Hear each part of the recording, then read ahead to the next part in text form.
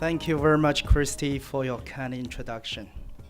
You and the Honorable Mayor Blom were so generous. I wish my son were here. He would have more respect for me.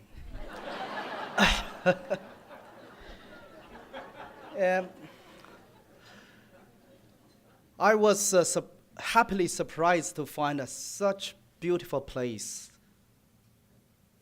as Coeur d'Alene this afternoon. The lake is beautiful. The mountains are beautiful. The hotel I'm staying is magnificent. The music is good. The food is delicious. But most importantly, the people are wonderful. The people are best. So it's a great honor for me to speak tonight to such a wonderful audience. Anything that can run for more than 10 years, you have to take it seriously. So you have been doing a wonderful job. So for that, I salute you, Tony, and your colleagues. And tonight, I want to begin with my personal story. But I don't want to go too far for that. I just want to share with you my personal story briefly. I really want to shift my topic to the thing I really want to share with you. The thing that you don't normally get from American media, the academic report, and things like that. I first came to United States in 1986. Before that, I already spent 23 years in China. I was born in a party official's family. And observing misconduct of a government, abuse of power, persecution against the people, and combat against each other, and the poor life of the people were part of my everyday life. So when I was very little, I was enchanted with the party, with the government. And not long after the revolution, the Cultural Revolution, and I went to a college without going to high school. I really want to do science. I dislike the politics. I think politics was dirty, and I don't have anything to do with it. And just 3 years after the Cultural Revolution ended, China embarked on the reform, economic reform, because the leaders of China really want to do something better than they had done in the Cultural Revolution, which was a terrible mistake. And they promoted an open-minded official to assume the top leadership position, the party chief, the general secretary of the party. His name is Hu Yaobang. He probably was the most open-minded leader ever in the history of the party. He called young intellectuals like myself to join the party, to change the party. And what he literally said was, I understand you don't like the party, but join the party. You can change it within. And my hope rekindled. And I joined the party. And I really tried to change the party from within. But soon I found, and I joined the party promoted pretty quickly to the middle level. And I soon found the job I was assigned to was to watch my fellow students, to report on them. So I got disenchanted again, and decided to leave China to come to abroad to study. So I came to United States in 1986. But 3 years after that, the student movement broke out. That was triggered by the death of the open-minded leader, Hu Yaobang, which I just mentioned. And of course, we responded passionately. And we saw a hope again. And the movement began in the middle of April. By the time when the hunger strike started in the middle of May, I felt I couldn't stay in United States any longer. And my fellow students elected me to go back to represent them, to participate in the movement. So I, just second day after the martial law was declared, I got back to Beijing and joined the movement. And I joined the demonstrations, and I financially support, various student groups and the labor unions, and joined my fellow students blocking the troops from coming to the city, things like that. That's me with my parents. I was in Tiananmen Square. And that's when the massacre took place. So before that, I would thank a great citizen of called Lin. Her name is Victoria Bruno. She presented this to me through Tony this afternoon when I got here. The photo she took in 1989. And she framed it and it presented to me as a special gift. What a wonderful gift. And that was the evening of June the 1st, 1989, when the statue was elected. I was in crowd. Okay. So I witnessed the massacre. So I don't want to repeat the things I saw there. I'm just telling you, I saw more than 30 people killed with my own eyes. The most brutal thing I saw was the tank ran over students.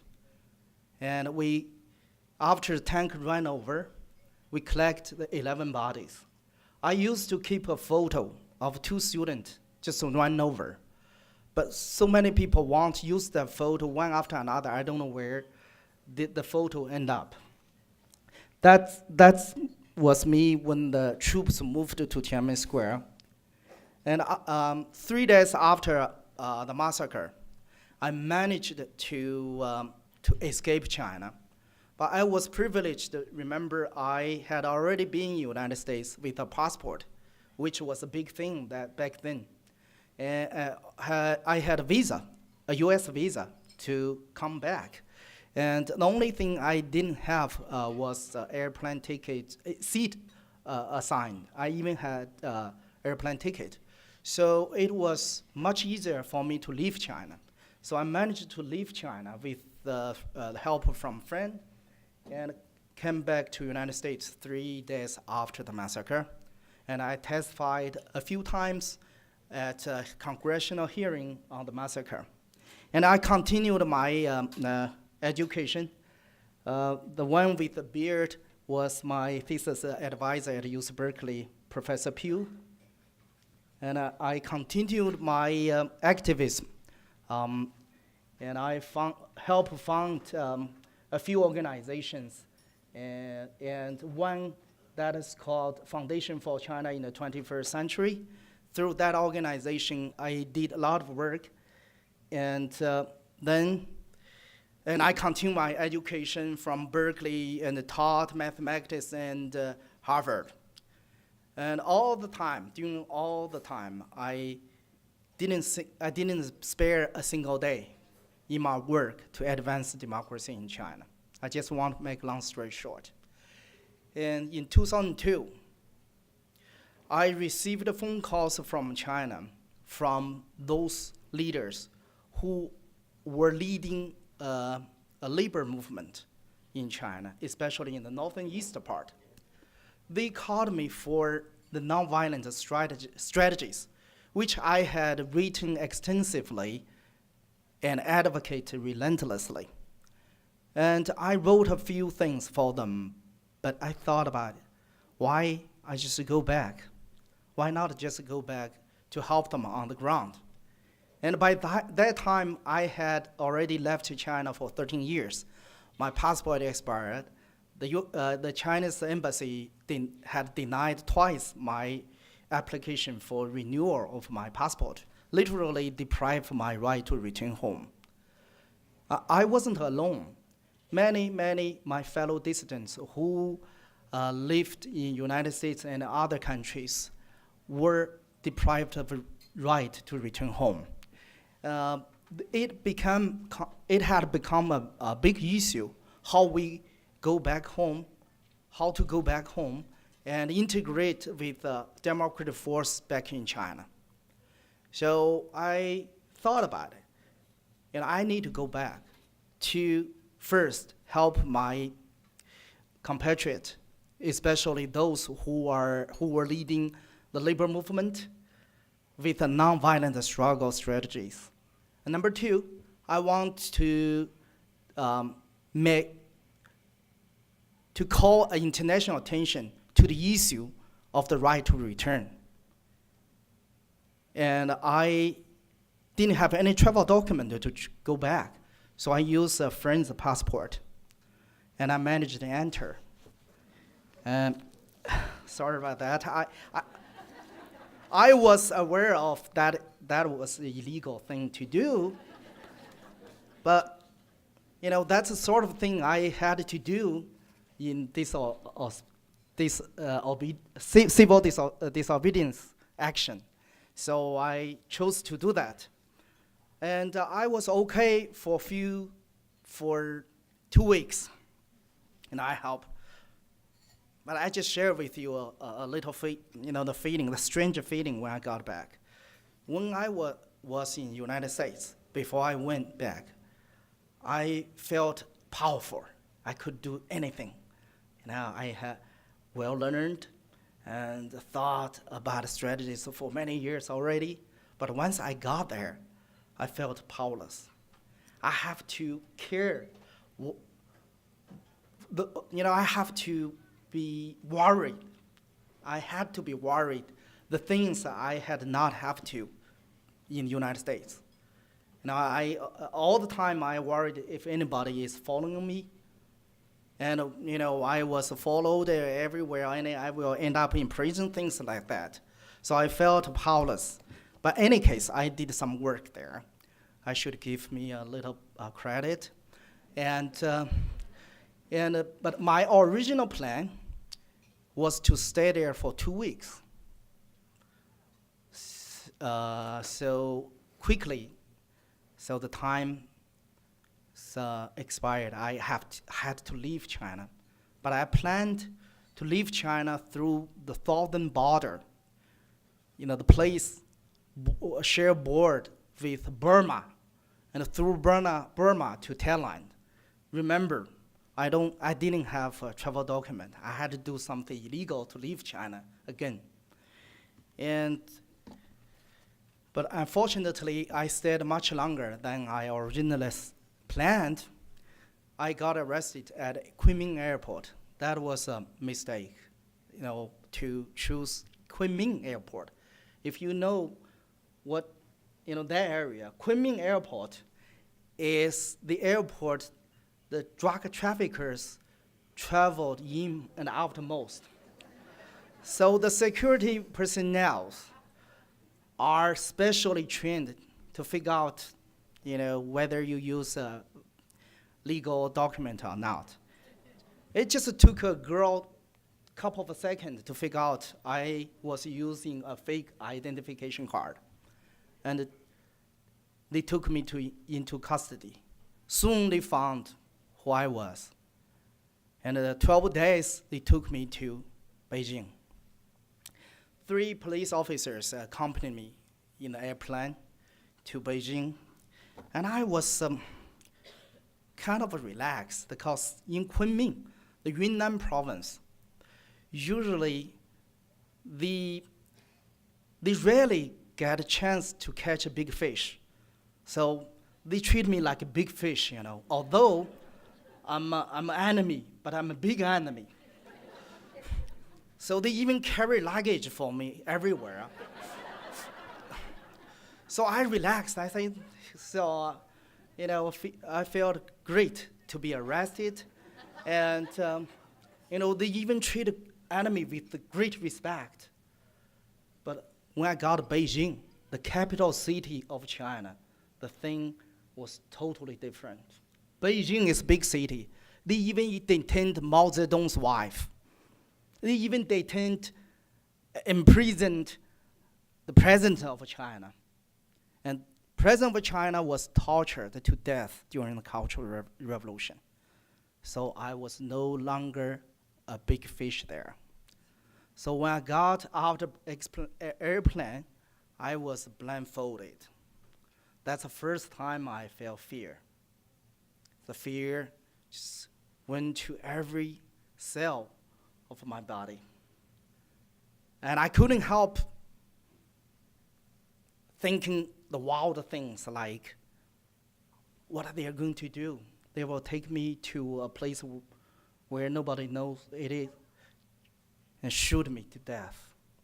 They'll beat me up in some place nobody know where it would be. And I didn't know how long they will keep me in a secret place. So I began to fear. I couldn't help thinking all these kind of things, and I got no resort but pray. So I kept praying. So I forgot to tell you, I was baptized in 1991, just two years after Tiananmen Massacre. And I prayed, saying, I don't know what is the meaning, what's going on here. But I know, Lord, you must have a purpose. In the future, I will eventually understand your purpose. Give me courage. Carry me on. And I keep praying. Fear gradually disappeared. Then my bad days began. I was kept in solitary confinement for nearly 15 months. Got nobody to talk to, no books to read, no pen and paper to write on, no outside news, except the interrogators fabricate some bad news to apply psychological torture on me.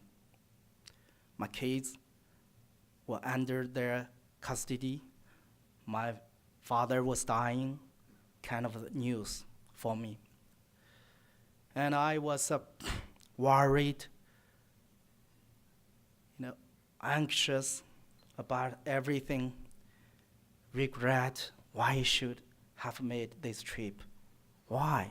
If I had stayed in the United States, I would be with my son, who was 6 years old at that time.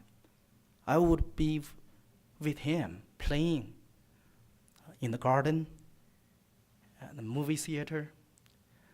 Lot of regrets, worries, anxiety, and I almost collapsed at times. And one day, I tried to remember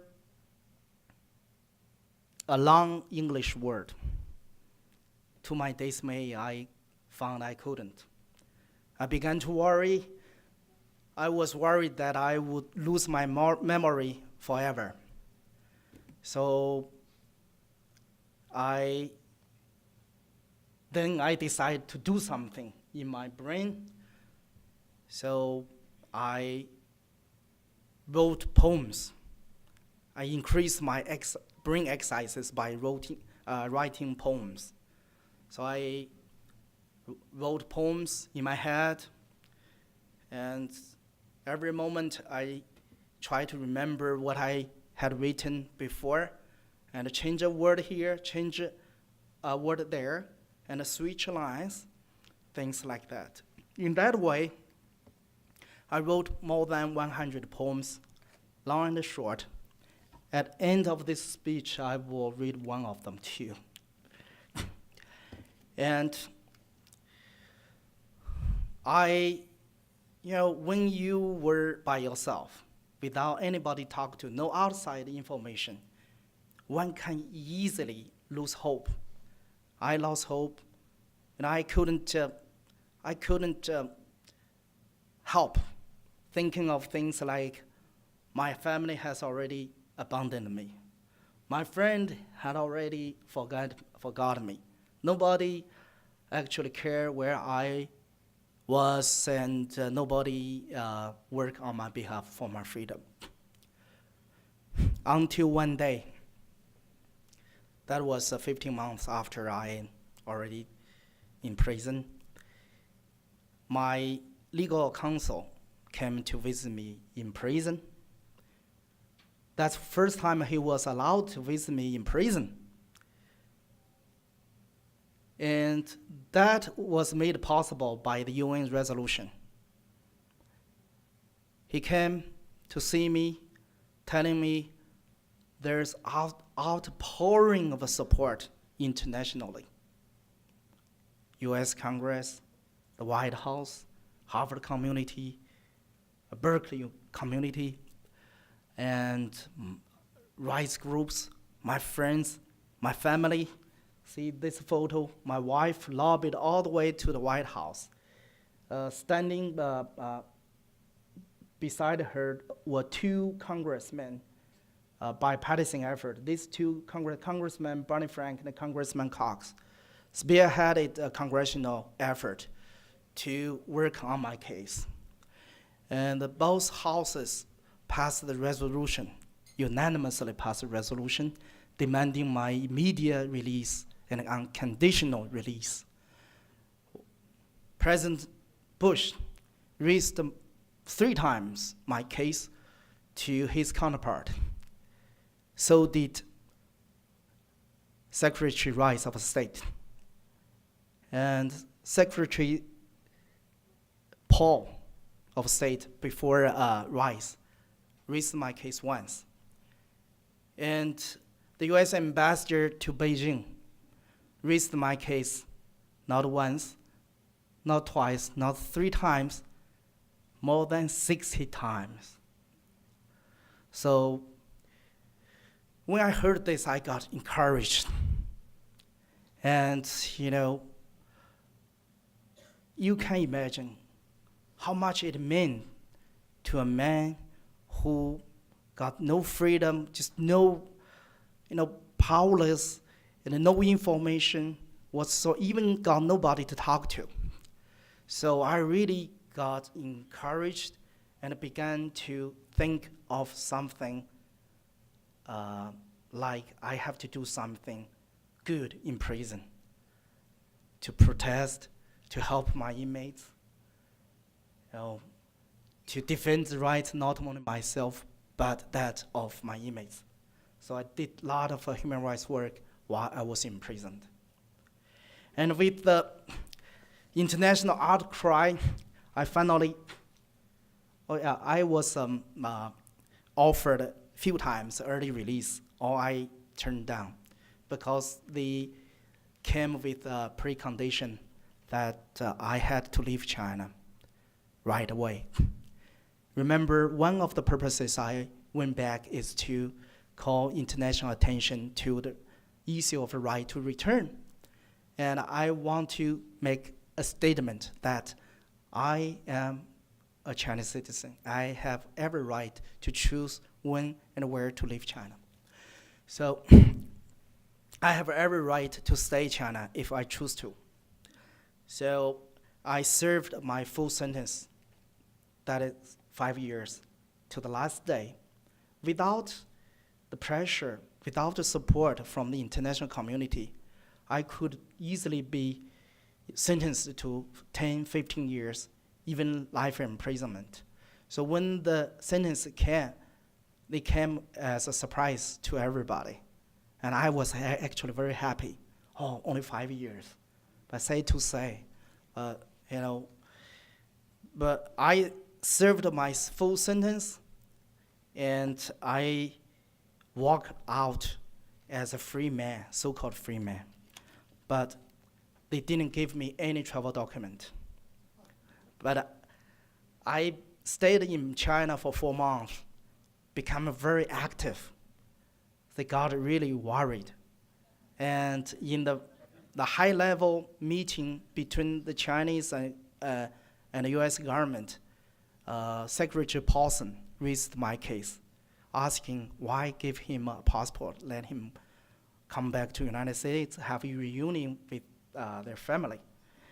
And his counterpart agreed on the spot. And a few days later, they gave me a passport, and I was able to come back to have a reunion and become a truly free man in this country. And then that is a photo taken not long after I returned with my wife and 2 kids. So I'm so thankful for American people and the US government. And I often amazed by the people of this country, no matter where I go. I find people like you who care for the well-being of the people you may never come across in your life. You really hold up a high principle. So many Americans may not think U.S. still have the leadership position for the global cause of freedom and right.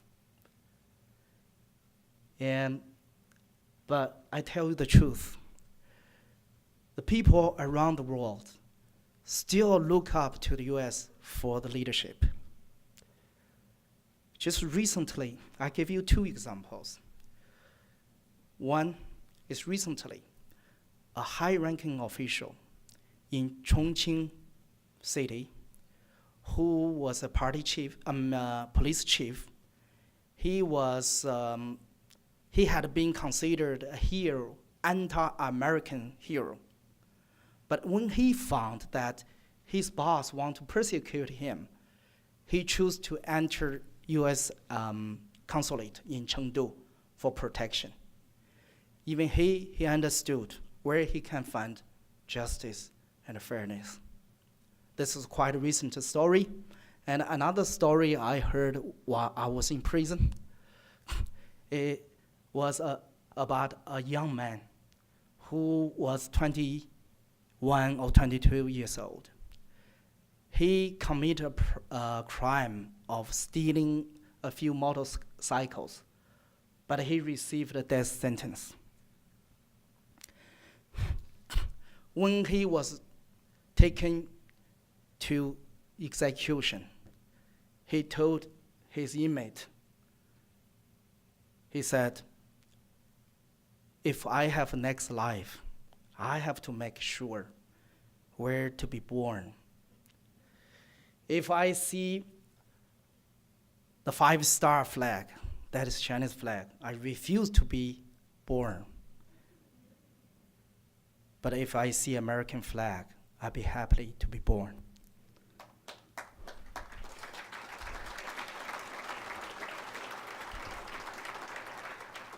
So each time I relate this story to my American friends, even to congressional leaders, I'm very touched, still got very emotional. So this country is a great country. People are great people. So after I returned, I walked from Boston to Washington to thank American people for their support while I was in prison. So I think so much about my story already. I want to share with you the current situation in China, which may take a very long time. I may cut it short because I spend too much time on myself. And the cause here, the thing I really want to talk about is really, really bigger than myself.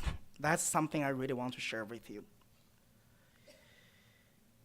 So the topic I want to talk about, 3 Chinas. Every time when I'm in a meeting, in a conference, in a conversation, where China is a subject, I always find myself inclined to provoke the audience or my interlocutor by saying, which China are we talking about? Which China are we talking about? Of course, I'm not trying to distinguish the mainland from Taiwan. Then why do I ask such question? That's what I want to talk about today. Geographically, there's only one entity of mainland China, but politically, economically, sociologically, and even sentimentally, it has largely broken into 2 different Chinas.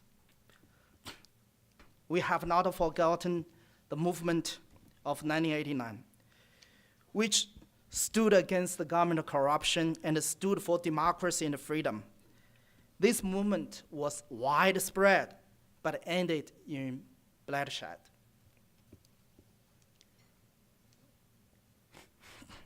That's the legacy of the movement. The Tiananmen massacre created a strong sense of fear and dismay of general politics among ordinary people in China. Any room for public system of checks and balances against the governmental abuse of power was taken away. It also created a sense of fear and crisis within the communist regime itself, because it had brought unprecedented public awareness to human rights and democracy. Life was no longer the same for the rulers, who had to face a totally different domestic and international environment and had to resort to new tactics to meet its overwhelming need for stability. The subsequent disintegration of the Soviet Union and the Eastern European bloc was cast an even heavier cloud over the heads of the Chinese communist officials. How long can the red flag continue to fly? They all started to doubt. Here, the doubt had 2 layers of implications. The first was, for how long can the communists stay in power, and what would happen if they were gone? The second was, what does the ongoing market-oriented economic reform have to do with communist doctrine? Shortly after the regime reasserted its control from the upheaval in early 90s, communist bureaucrats at all levels realized 3 realities. First, the Chinese Communist Party's stay in power has nothing whatsoever to do with communist ideals. Second, economic growth means everything. That is, continued economic growth is the last best hope to keep the CCP ship afloat. Third, in order to uphold the one-party dictatorship, it had to rely on capitalizing on the dark and evil side of human nature, spoiling the elite in exchange for their loyalty. Therefore, the corruption of the elite became accepted, endorsed, and even demanded. Based on these three realities, a China Inc. has been formed. China Incorporated has been formed. So let's see how this China Inc. has been formed. With the understanding of these three realities, the communist officials developed and documented but almost unanimously accepted code of conduct, or rather, code of corruption. So every piece of governmental power is on sale in the market, and every corner of the market is invaded by political power. Officials in nearly all government agencies spend most of their energy beefing up GDP, engaging in power arbitrage, bribing their superiors, and seeking luxurious personal perks. As a result, the Communist Party's elite, who used to label themselves the vanguards of the proletariat class, have either turned themselves into get-rich overnight capitalists or become brokers, patrons, and backers of domestic and foreign capitalists. All this was made possible thanks to Tiananmen Massacre and the political terror that was imposed on the entire country in the years following. So the first component of the China Inc., I call it red capitalists. In such a political environment, political power was dancing a full swing tango with capital operation. Low human rights standards, low wages, lack of environmental protection regulations and enforcement, and illegality of collective bargaining all contributed to creating a golden opportunity for domestic and international speculative capitalists. It's a very good place to make investment with these laws. Business venture takers go to any length to seek out someone in power to serve as backers so that they can grab market opportunities without fair competition. They also use political connections to shed any and all legal and social responsibility. In a sense, the Chinese Communist Party, which used to be China Inc.'s sole shareholder, has now opened up its equity and offered its shares for capitalists to purchase. The CCP's, the Chinese Communist Party's 16th National Congress, published a new party charter that welcomed capitalists as party members. For the past 2 decades, the marriage of power and capital in China has been an ongoing soap opera that shows no sign of being canceled. This marriage is also extended to Hong Kong, Macau, and Taiwan, and the international community writ large. While the shares of China Inc. are open for domestic and foreign capitalists to purchase, they were offered to China's intellectuals as free, performance-related stock options. The regime knows that in addition to economic growth, there is something else that also means everything to its survival. That is so-called political stability. In order to sustain such a stability, the CCP regime offers all kinds of bribery incentives to buy off anyone and everyone of importance and influence in society. The bribery list includes bureaucrats at all levels of government, military officers, and business leaders who the regime deems direct relatives. The list also includes college professors, research institutions, journalists, publishers, authors, art performers, high-profile athletes, and so on and so forth. The government pays all these people off in the form of salaries, bonuses, state-covered expenses, free medical insurance, subsidized housing, free pension plans, and so on.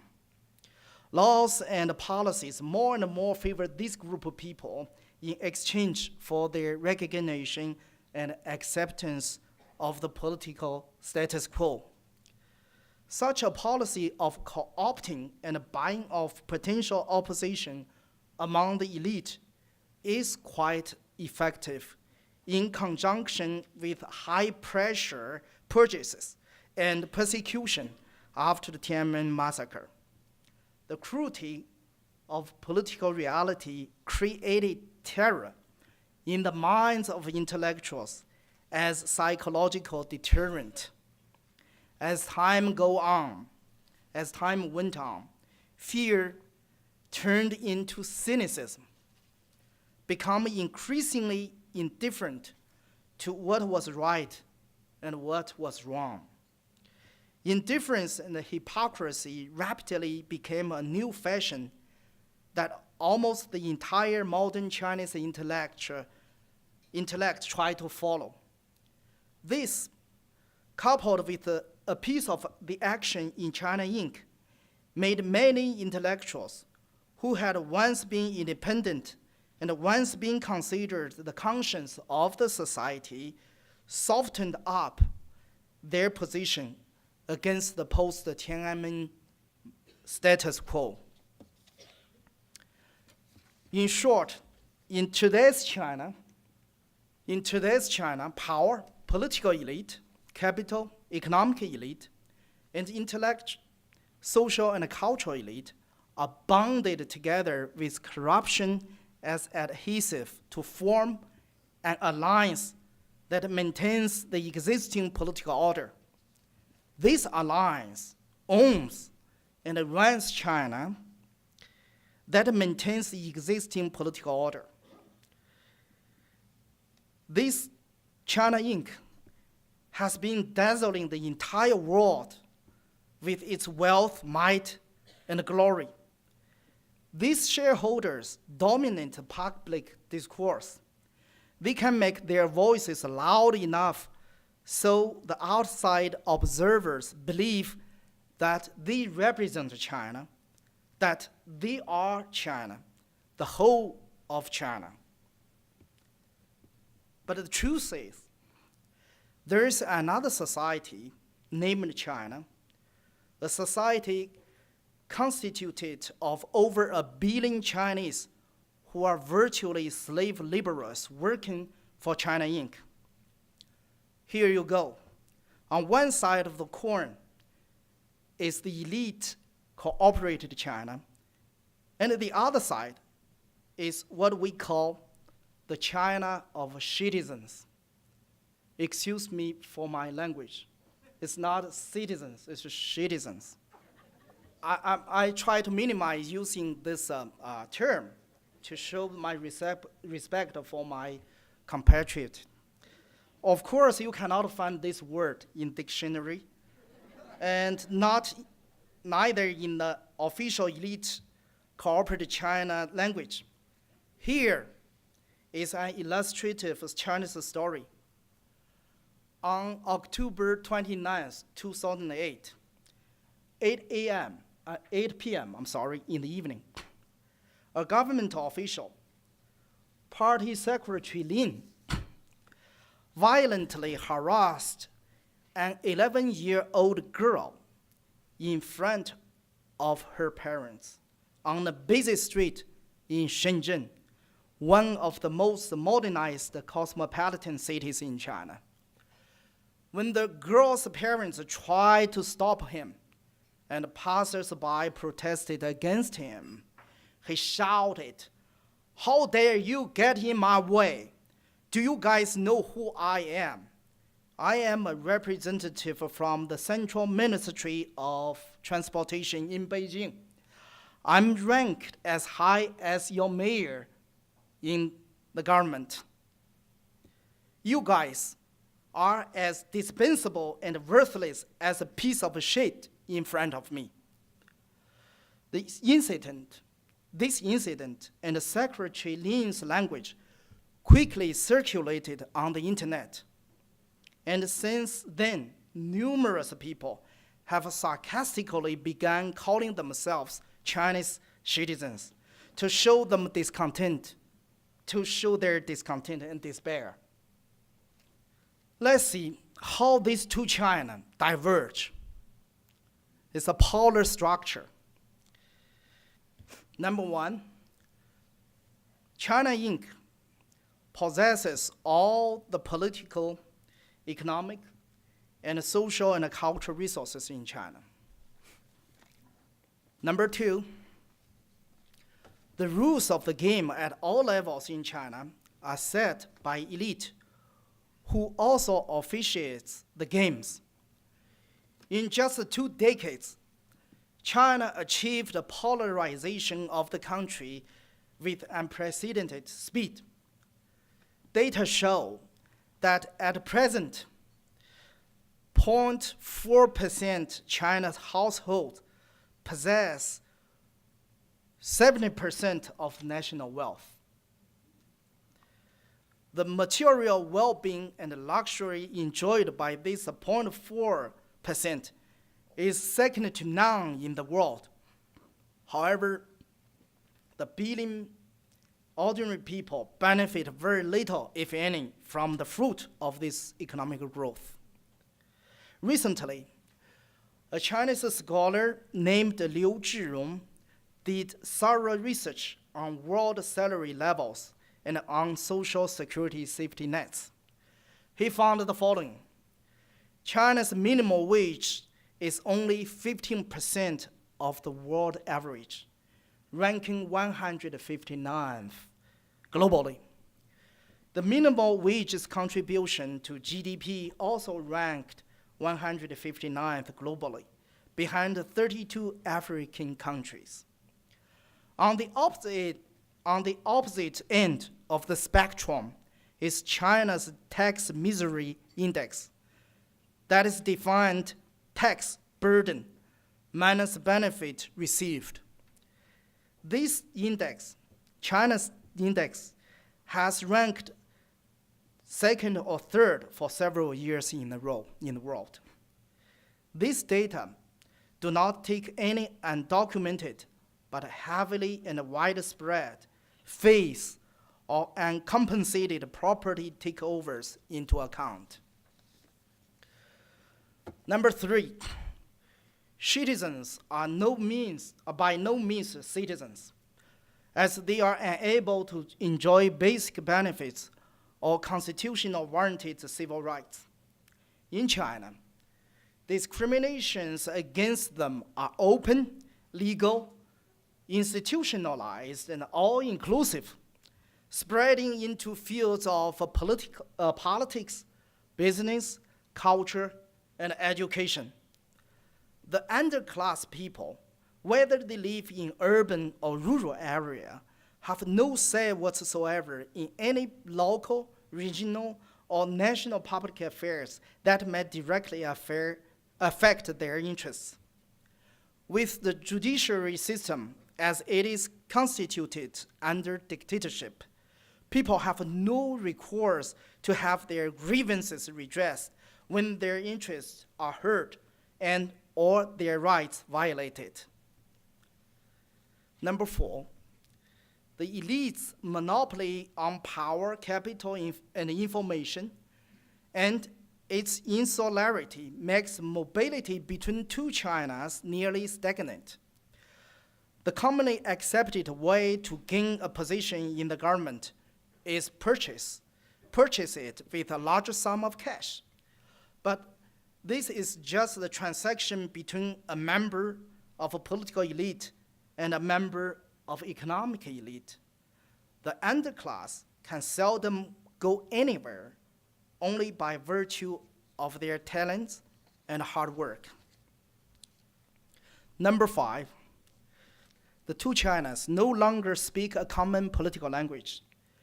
The elite continue to use the rigid official political terminology to make clear their intent to maintain the existing political order.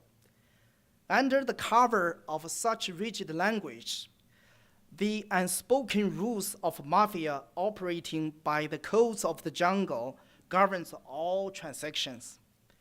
Because of the official language is so false, lofty, and meaningless, so far removed from actual public life, it is almost impossible for the ordinary people to use it to express their opinions. They have to seek another language. Since all the traditional media are tightly controlled by the ruling elite, they resort to cyberspace, creating numerous new concepts and new words in cyberspace that gained the acceptance of the general public. I give you a few examples. Don't be so CCTV. CCTV is short for Chinese Central TV Station.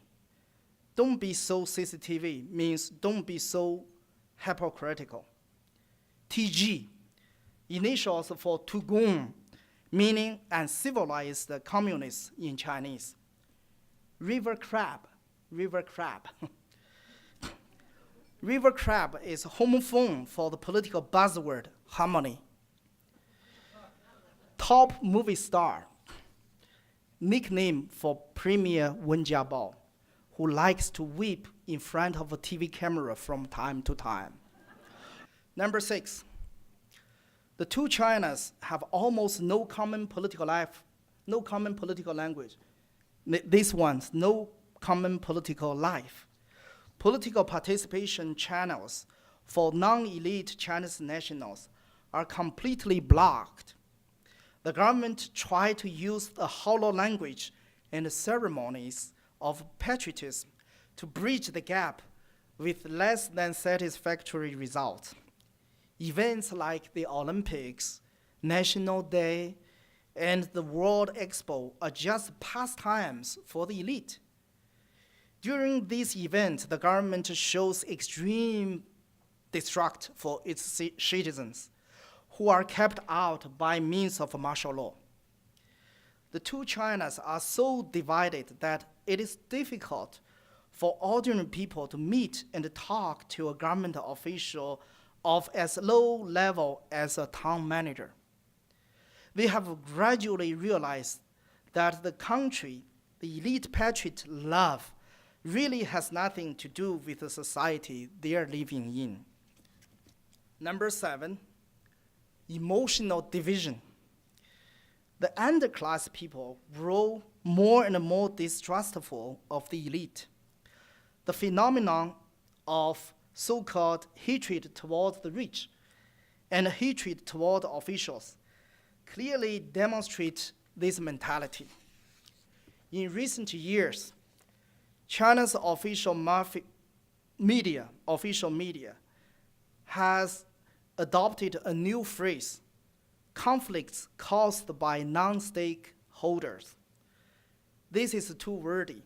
Speaking directly, while the elite believe the stability overrides everything, many helpless love to see and to create instability. But it is the instability of the other, elite China, that they seek, not of their own. This is how these two Chinas diverge. And the next question will be, what strategies does the Chinese government employ to keep the polar structure? Here is my report. Although the buying off of the economic elite and intellectual elite has formed a buffer and a line of defense against democracy. This line of defense is not always reliable. The rebellion of the people gets more and more powerful.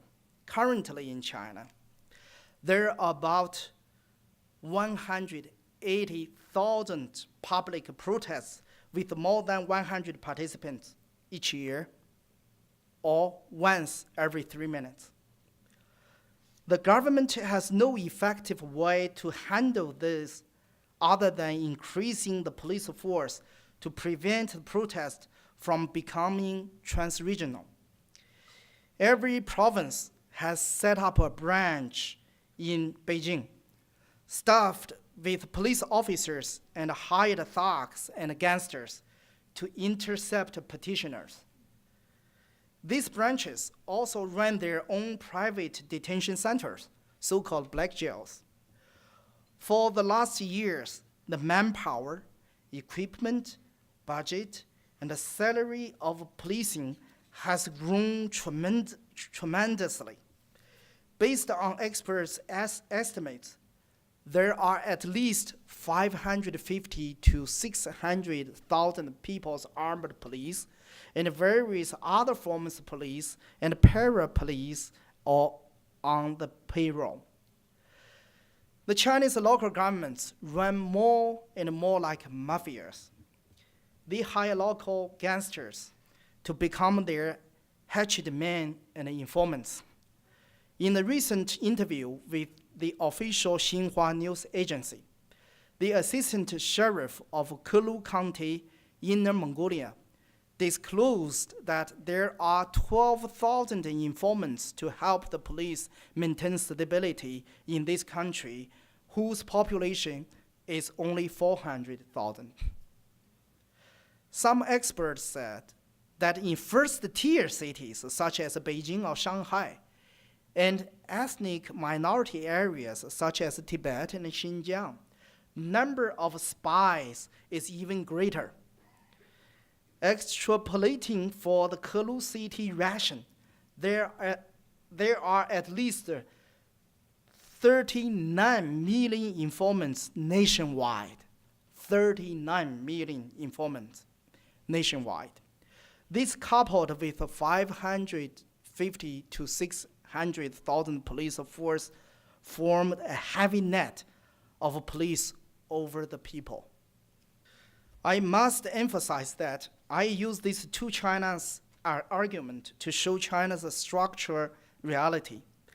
The division between the elite group and the general public, for some individuals in society, the boundaries of the two China are not always clear marked, and not every member of a society has a clear sense, clear awareness of which China they belong to. In addition, simple benefit analysis is not enough. For example, some human rights lawyers and other opposition leaders, like Liu Xiaobo, the 2010 Nobel Peace Prize winner, they could enjoy elite Chinese status, but they crossed the border, trying to construct a reasonable society in line with the universal values of public political life.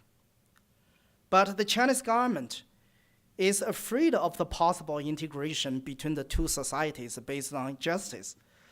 Such integration is against the current interests of stockholders of China, Inc. That is why the CCP regime has always tried to contain and persecute those citizen advocates who believe and work for such integration. Some of them have been sent into exiles overseas, others are put in jail. Still others were followed, monitored, put in house arrest, or made missing. It is a long-term strategy to guard against the democratization of China by eradicating, harassing, and eliminating citizen advocates. Another strategy is to control, compress, and eventually block the space for public expression of opinions. The internet is on the top of the government hit list. The CCP regime is fully aware its significance and are making every effort to put a tight grip over the internet, even at the expense of its public image internationally. This is how I use two China analysis structure, a framework, to summarize the Chinese Communist general strategies of maintaining authoritarian rule and resisting democratization. So let me summarize. On top of traditional lies and violence, they added one body. I call it one body, The body is sustaining economic growth at all costs to maintain the regime's ruling legitimacy. And two wings, appeasing the elite with corruption and suppressing the powerless with rogue police. And the two claws, purging citizen advocates and blocking public opinions. That's the strategies the Chinese regime is using to control the society, to resist democratization in China. Nevertheless, it is not enough to just see severe division of the two societies for China. We need to stand in a more elevated position to envision the emerging of a new democratic China, the third China. The third China, the democratic China. Although this third China did not take shape, there are many signs indicating it's coming. So I have a lot of argument for the emerging of the democratic China, but I think I've spent too much time already. I want to cut short and reserve time for question and answers. Let me get to my conclusion. No matter what strategy the Chinese Communist regime takes to maintain the stability of the bipolar two-China structure, it cannot change one fact. China's ordinary people are unable to fairly share the fruits of the economic growth. Furthermore, the elite also feel extremely insecure. While it was common to serve the country nakedly, another very strange term, while it was common to serve the country nakedly, meaning a government official has all his or her family members emigrated overseas. The fashion now is for successful businessmen to emigrate in large numbers. This is because that facing the widespread hatred from the disadvantaged, the elite have sensed the great threat. Also, with the government officials' term limit in place, the superficial stability cannot cover fierce under-the-table power struggle. Because nowadays, all officials are corrupt, and all businessmen are skillful in bribing. Any losers of power struggle will be mercilessly discarded and condemned and demonized by the authority and the people. The polarized China is truly a society without tomorrow, in which no one can live in a secure and respectful life. China is desperately in need of an orderly reform for a system where the basic right of all people can be protected institutionally. This is the need of both societies. In order to achieve this goal, we must move forward towards what I have said, the third China, the democratic China, where all the members of society enjoy freedom, human rights, and the rule of law. Thank you. That's my report. Sorry, I have to cut short.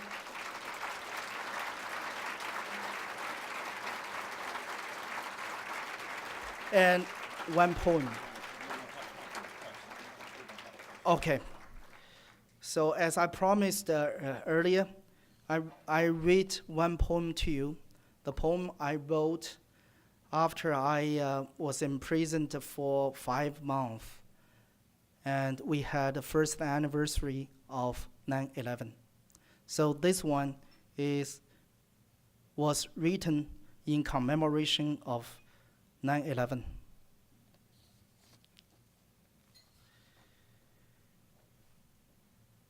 Two huge new waves of glory crashed down, cast so cruelly into history, the towering twins. 5,000 ships with sails full blown, now scattered and thrown to the four winds. Civilization wept and groaned. Greatness fell down on her knees to pray. The red satin sign, all arrayed in light, on the back of the swan, turns into dark night. A crystal tear falls, seed upon a pillow. The moon rose, rising up from the sea, cradles her face within both her hands, looking down at the world from her abode of peace. An old man smiles, face riddled with ripples, undulating, propagating ripples upon ripples. Another year's tears, dreams, and emotions sink into the deep, vast ocean. Above the foam, a white feather flies low, drifts to and fro, then floats, a sail without a boat. Thank you.